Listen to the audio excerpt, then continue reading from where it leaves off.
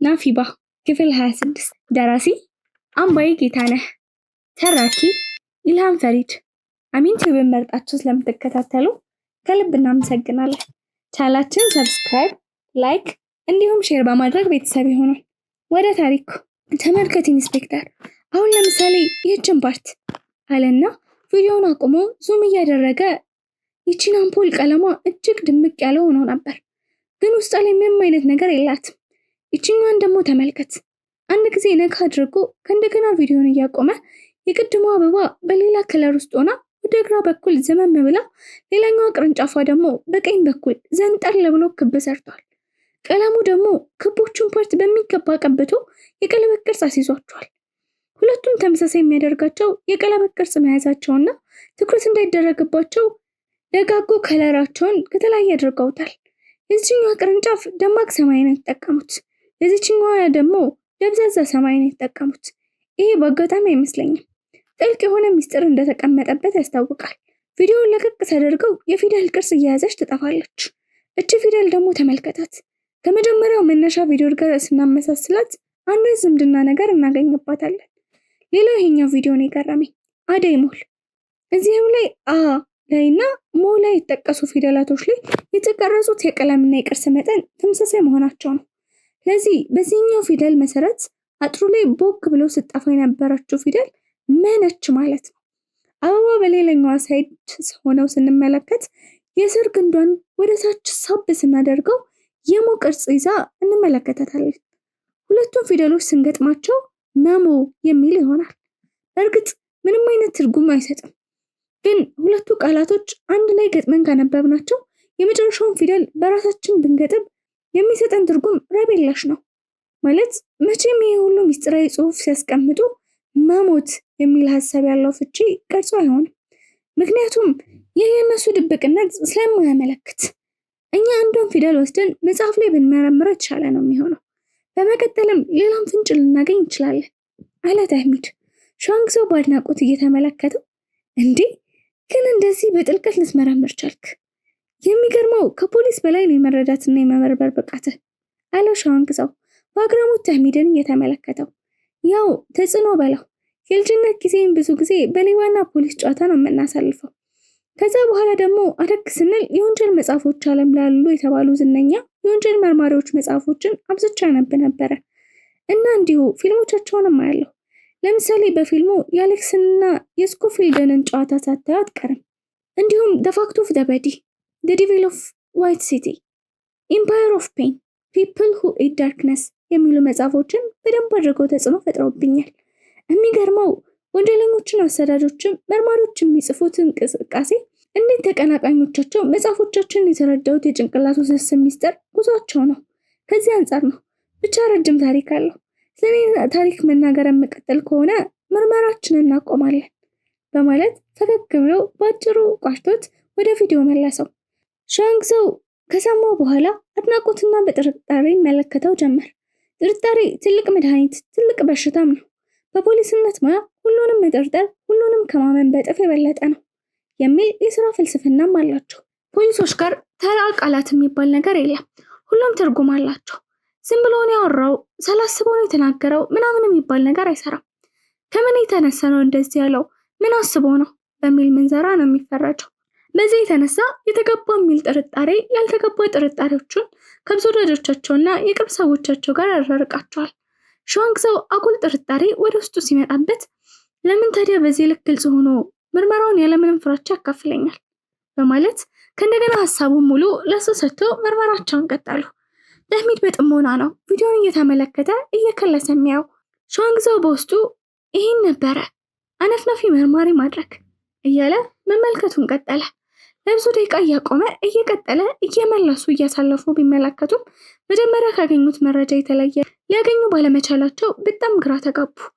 አሁን አይ ቲንክ መተኛት ሳይኖርብን አይቀርም። ይህን ምርመራ ጠዋት ብንቀጥለው ይሻላል አለ ሻንግዛው። ሳይሻል አይቀርም። በአዲስ አይምሮ የተወሰነ ፍንጭ እንኳን እንዴት አናገኝም? ትንሽ እንቆይ እንዴ አለ ተህሚድ። ግድ የለህም ተው፣ አይምሮችን መስራት ከሚገባው ሰዓት በላይ ነው የተጠቀምነው። ስለዚህ እናሳርፈው፣ ጠዋት ከቻልን ቅድም ብለን ተነስተን ይሻላል ብሎ ሻንግዛው ላፕቶፑን ዘጋው። ወደ ባልደረባ ስንት ሰዓት ላይ ነው የምትሄደው አለ ተህሚድ።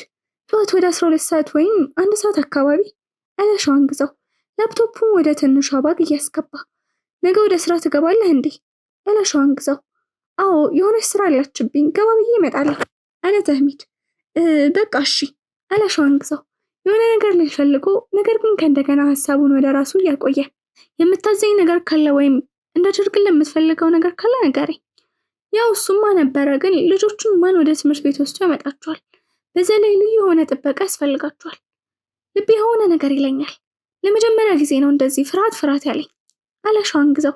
እሺ ኢንስፔክተር፣ ችግር የለውም በቃ እኔም ሆንኩ ሲያም ነገ ወዴትም አንሄድም። ልጆቹን አስገብተን እነሱን እንጠብቃለን። አንተ ስራህን ያለምንም ስጋት መስራት ትችላለህ በማለት ተህሚድ ምንም ማሰብ እንደሌለበት ለኢንስፔክተር ሸዋንግዛው አስረግጦ ነገረው። ሸዋንግዛው በተህሚድ ትህትናና ታዛዥነት፣ ቅንነት በመደሰት የጠዋቱን መርሃ ግብር አንድ በአንድ ማውጣት ጀመረ።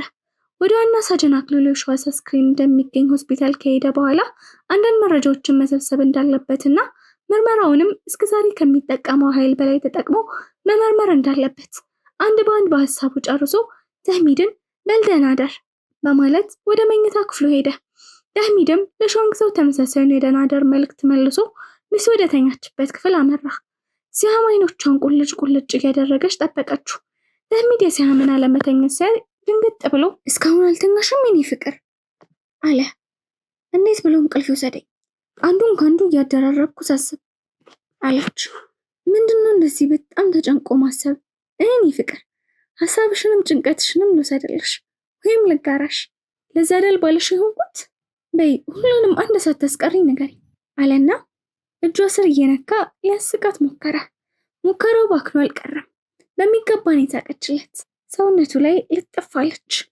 አንተ ሌሊቱን በሙሉ ሳስብ እኮ ነው ያደርኩት። የሆነው ነገር ጎርሞኛል። ደግሞ ምንድነው የገረመ? አንድ ያልጠበቅኩት ልጅ ያልጠበቅኩት ቦታ ላይ አግኝቼዋለሁ አለ። ደግሞ ማንን ያልጠበቅከው? ማንንስ ነው ያገኘኸው? ሲጀመር ሰዎች ስንባል እኮ ያልተጠበቅንበት ቦታ መገኘት ደስ ይለናል። ስለዚህ ብዙ መደነቅህን አቁም። እኔ ብዙ ሰዎችን ያልጠበቅኳቸው ቦታ አግኝቻቸዋለሁ። ሲጀመር የእነሱን መዳረሻ የሚያውቁት እነሱ እንጂ አንተ ወይም እኔ አይደለንም።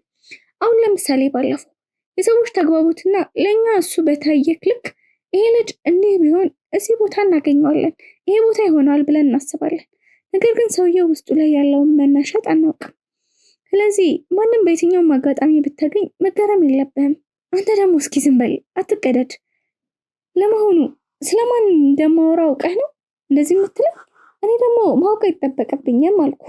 አጠቃላይ ሰዎችን ስነ ባህሪና ድብቅ መሻት ያጠናውን ሳይንስ ቆርጬ ነው የነገርኩ።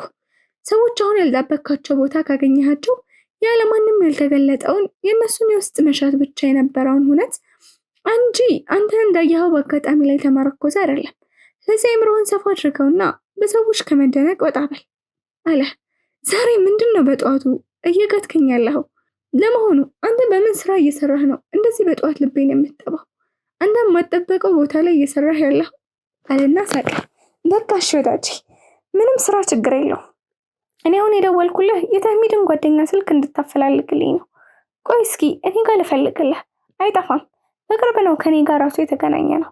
የምር በጣም ደስ ይላል። ምን ላይ ተገናኝታችሁ ነው? ስራችሁ ተመሳሳይ ነው እንዴ? በማለት አጋጣሚውን በመጠቀም ጥያቄውን ሲያሽጎደጉድ፣ ምነው ሰውዬ የአጋጣሚውን ቀዳዳ ተጠቅመህ በጥያቄ ይዘጋኸኝ እኮ። የምርመራ ቡድን ውስጥ ነው እንዴ የምትሰራው? ብሎ ኩም ካደረገው በኋላ ለማንኛውም በአንድ ካምፓኒ የተዘጋጀ ሴሚናር ላይ የተገናኘ ነው። እሱ ደግሞ የክብር እንግዳ ነው። የህይወት ልምዱን ላይፍ ኤክስፒሪየንሱን ሼር ሲያደርገን ነበረ። ሲበዛ ትሁትና አስተዋይ ልጅ ነው። የቃላት ቅንብሮቹ እጅግ የሚገርሙ ናቸው። በጣም ደስ የሚልች። አረ በጣም ይገርማል። ለዚህ የዛን ዕለት ያለ ጉዳዩ ነው የመጣው። እኔ ደግሞ ስራው መስሎኝ ነበረ። ቆይ የፈለግከው ለምን በቀጥታ አትነግረኝም? ምን እንደሚሰራ ማወቅ ፈልጌ ነው። ለምን? ያው ማወቁ መቼ ይጎዳል፣ ይጠቅማል እንጂ። ለአንድ ወንድሜ ስራ እያፈላለኩ ስለሆነ ድንገት ትዝ ብሎኝ ነው። ሌሎችንም እያስታወስኩ ስለነበር ብሎ መከላከያ ሀሳብ አቀረበ። አሁንም ግራ በመጋባትና በሰጠው ምክንያት ባለመርካት በጥርጣሬ እንደዛ ከሆነ ቀጥታ ተህሚድን ከመጠየቅ እኔን አትጠይቀኝም ነበር? ለእኔ ደውለህ እኔን መጠየቅ እንዳለብህ ረስተኸኛል ወይ? ትዝ አላልኩም በማለት የመጨረሻ የሚመስል ጥያቄ ጠየቀው። ስህተቱ ወዲያው ገባውና ልክ ነህ በእናትህ፣ የምር አንተን መጠየቅ እንዳለብኝ እርስት አድርጌዋለሁ። በዛ ላይ ሁልጊዜ የማገኘው ሄራን ሆኖ ነው የተሰማኝ። ለማንኛውም አሁን ይቅር ካደረክልኝ አንተን ፈልግላት አለ ምን ተፍረቱን። አይ ያንተ ነገር ለማንኛውም ከቀልብ ሁን። እንደ እውነቱ ለመማገር ከዛሚ ጋር ችግር ያለበት ነው የምትመስለው። አጠይቅ አወራረህ ብሎ ትንሽ ፈገግ ካለ በኋላ እንደ እውነቱ ለመናገር ምን እንደሚሰራ እንኳን አላውቅም፣ ግን ሲመስለኝ አንድ ትልቅ ድርጅት ላይ ነው የሚሰራው። እንደዛ ባይኖሮ በክብር እንግድነት ተጋብዘው የህይወት ልምዱን እንዲያካፍለን አይጋብዙትም ነበር። ዝግጅቱ ደግሞ ደመቅ ያለ ነው። ከዛ አንጻር የገመትኩት ይሄን ነው። ግን የጓደኛውን ስልክ እልክልሃለሁ፣ እሱን በይበልጥ ትጠይቀዋለህ አለና ዝም አለ። አመሰግናለሁ፣ በቃ በቴክስት ላክልኝ ወይም አጠገቤ ማስታወሻ ስለያዝኩኝ በቃልህ ልትነግረኝ ትችላለህ አለና ምላሹን ይጠብቅ ጀመር። ጥሩ እሺ አለና ንግግራቸውን ሲያቋርጥ ቁርጦ እዛው ስልኩ ላይ በመፈለግ የተህሚድን ጓደኛ ስልክ ነገረው። በጣም አመሰግናለሁ ጓደኛዬ በማለት ለደረገለት ነገር ሁሉ በትህትና መስግኖት ዘግቶ ምንም ደቂቃ ሳያባክን በቀጥታ ወደ ተቀበለው የተህሚድ ጓደኛ ቁጥር ደወለ። በአሁኑ ሰዓት ጓደኛ እንዳልሆኑና በሱ ስራ ምክንያት ለጊዜው እንደተዘጋጉ አስቀድሞ እያንዳንዱን ነገር አንድ ሁለት አጫወተው እና አለቃ ጓደኛው እንደነገረኝ ተህሚድ እንደጠረጠርነው ስውር ፖሊስ ሳይሆን የኢንስፔክተር ሸዋንግዛው የወንድም ልጅን አግብቶ ነው ከሱ ጋር የተዛመደው እና ልጁ እንዳለኝ ከሆነ ኢንስፔክተር በፈለገ ጊዜና ወቅት ሁሉ አብሮት ይታያል ነው የሚለው እንጂ ትክክለኛ የስራ ፖዚሽን በአንድ የውጭ ግብረሰናይ ድርጅት ውስጥ ነው የሚሰራው። ኢነጆስ መሰለኝ የሚሰራው በማለት የሰማውን መረጃ በሙሉ ነገረው። በጣም ጥሩ ነው የሰራው። እኔ የምወደው እንደዚህ አይነት የተፋጠነና ጥራት ያለው ስራ ነው። ጎበዝ በርታ። አሁን በአጭር ጊዜ ይህን ያክል መስራት ከቻልክ ምንም የሚያቅተህ ነገር አይኖርም። በእርግጥ እስካሁን ያቃተህ ስራ የለም። አሁን ዋናው ነገር ስለ ተህሚድ ይህን ያክል ካወቅ ሌላው ትርፍ ስራ ነው። ስለዚህ በቅርቡ የኢንስፔክተር እህት ታገታለች ተብላ የተወራላት የተህሚድ ባለቤት ነበረች ማለት ነው አለና በል ይሄኛው ግዴታህን በሚገባ ለጊዜው ስለጨረስክ መተህ ቡድንህን መቀላቀል ትችላለህ ብሎት ተሰናበተው። የደስታው ጋገን ፊቱ ላይ እንደ ብርሃን ጸዳል ተጎናጽፎ በሐሴት ፈገግ አለ። ማንም ሰው የጣለበትን ኃላፊነት በብቃት ሲወጣ በጣም ደስ ይሰኛል። የሱም የነፍሱ ጥጋብ የጣለበትን ኃላፊነት እንደተወጣ ኃላፊነቱን በሰጠው ሰው ማረጋገጫ ሲቀበል ነበር። ውሎ አዳር አልወጣም። ሲመስለኝ መርዶ አልተነገረውም። የዋና ሰድኑን መሞት ቢሰማ ኖሮ አስችሎት አይቆይም አለ የራሱን ፀጉር በጣቶቹ እየመነቸረ። ከእንቅልፉ መባነኑ እንዳይታወቅበት በቻለው መጠን ሳይተኛ እንዳደረ ለማሳወቅ እየጣረ። ተኝተህ በነበረበት ሰዓት ሄዶ ከሆነ ግን እኔ የለሁበትም። ንዴት በተቀላቀለበት ዱብታ አነጋገር። አረ በጭራሽ ለሰከንድ ያህል እንኳን ለተኛ አላንቀላፋውም። አይኔን ከበራቸው ላይ አልነቀልኩም አለ። እሺ ብቻ ለቅሶ ጋር ቀድሞ ከተገኘ የሚያሳውቀኝ ሌላ ባል አለ ብላ አስፈራራችውና ስልኩን ዘግታ አዲስ ነገር እንዳለ ለማወቅ ስልኳን ወደ ሌላኛው አሻንጉሊቷ ደወለች። የስልክ ተቀባዩም ስልኩን አንስቶ ምንም ነገር እንደሌለና እስካሁን እንዳልመጣ ሲነግራት ከጥርጣሬ በመላቀቅ እፎይ አለች። ጥርጣሬ እንደ ምግብ የምትመገበው ነገር ነው። ለሷ እያንዳንዱ ድርጊት ትልቅ ትርጉምና ዋጋ አለው። ይህ ሚስጥራዊ ቡድን በኃላፊነት ስትመራ እያንዳንዱ ሰራተኛዋን በጥርጣሬ ነው የምትመለከተው። አንዳቸውንም የውሸት እንጂ የእውነት አታምናቸውም። ሁሉም የገባ መወጫ መሰላሏ ናቸው እንጂ ሌላ አንዳች ጥቅም የላቸውም። ለዚህም በእነሱ ፊት ኮስታራ ፊቷን ነው ሰርክ የምታሳያቸው። አሁን ላይ ግን በርካታ ሰራተኞቿን በሞትና በክህደት ከጣች በኋላ ውስጧን ፍርሃት ቢገባውም ፍርሃቷን ግን በእነሱ ፊት አታሳይም። ቀን በቀን በወንድሟ እየተሳደደች ጽንፈ ህልሟን ለማሳካት ማንኛውም ነገር ማድረግ እንዳለባት ታውቃለች። በጥንቃቄና በብልሃት የተወጠሩ የሚሽን ክሯን ለመበጠስ እየመነመኑ ቢመስሉም ነገር ግን እሷ በፍጹም ተስፋ አልቆረጠችም። ነገር ግን ግማሽ ነፍሷ የተሸነፈች እንደሆነ ይነግራታል። ቢሆንም እስከ መጨረሻው ድረስ እታገላለሁ በሚል ጽኑ ፍላጎት መንገዷን ቀጥላለች። ንጋት ከጨለማ ወስዶ መልእክቱን ቀኑን ለፀሐይ ካስረከበ በኋላ ኢንስፔክተር ሸዋንግዛው በማለዳ ቢነቃም ሀዘን እንዳጠላበት ነው። እስካሁን ፊቱ በጭራሽ ነቃ አይመስልም። የክብር ልብሱን አንድ ባንድ ከለበሰ በኋላ በል ተህሚድ፣ ውሎዬ ለቅሶ ላይ ነው የሚሆነው። አንተ እንግዲህ የተለየ ነገር ለማግኘት ሞክር፣ የቻልከውን ያክል ጣር። ይሄ ሊሆን ይችላል ብለህ የጠረጠርከውን በሙሉ በማስታወሻ ይዘህ ጠብቀኝ። የህይወቴ ፈታኙና እጅግ ልዩ ትርጉም ያለው ምርመራዬን የተጋራኸኝ። ከአንተ የሚጠበቀው ጥርጣሬዎችህን ባገኘህበት ባሰብክበት ልክ ማስፈር ነው። ያ ነው የሚጠበቅብህ፣ ሌላ ከአንተ ምንም አይጠበቅም ብሎ ትከሻውን መታ መታ አድርጎ ትዞት ወጣ። ሻንግዛው በሀሳብ ውስጥ ክዝ እንዳለ ነው። አንዳች ነገር ክንፉን ተሰብሮ ወጋቢስ የማይረባ ንስር ስነ ልቦና 24 ሰዓት ባልሞላ ጊዜ ተላብሷል። አቅሙ እስኬት እንደሆነ የተነገረው መሰለው። የእነዚህ ምስጢራዊ ሰዎች ማንነትና ምንም የውሸታ ሆነበት። ሁኔታው ከአቅሙ በላይ እንደሆነ እንዲያውቅ አቁም እንዲያመን ያደረገው መሰለው። በዚህ ሁሉ የራስ ጥያቄና መልስ ተወጥሮ ባለበት ዝም ብሎ የመሃሉን ስፖኪዮ ሲመለከት ከኋላው ባለ አንድ ቅያስ ላይ መኪና ቆሞ ተመለከተ።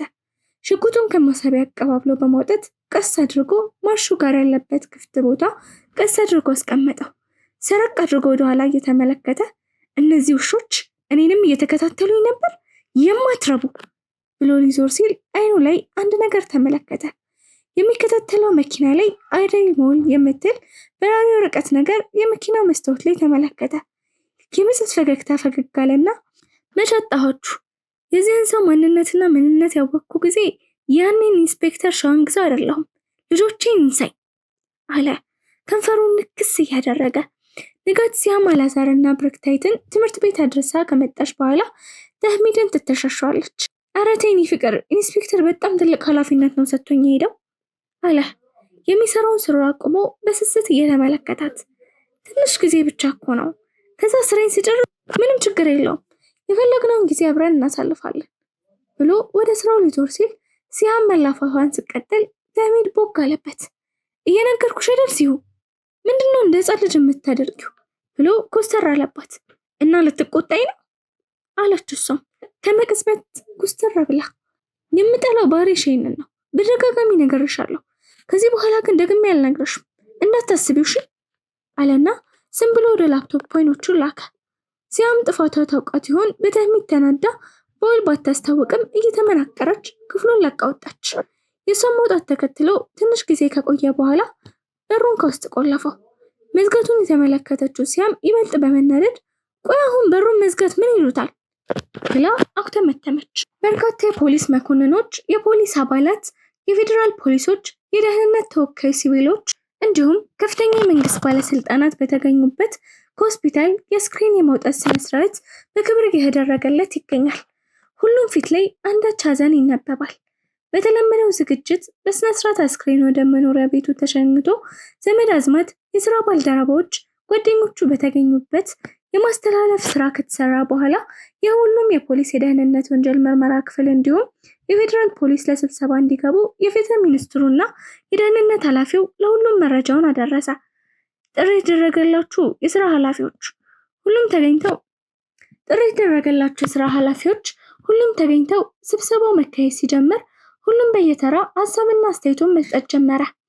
ሰብሳቢው ፍጹም በሆነ መረጋጋት የፈጠረውን ነገር ምንም ሳይመስላቸው ፊታቸውን አለስልሰው ልባቸውን አደንድነው ስብሰባቸውን ማካሄድ ቀጠሉ።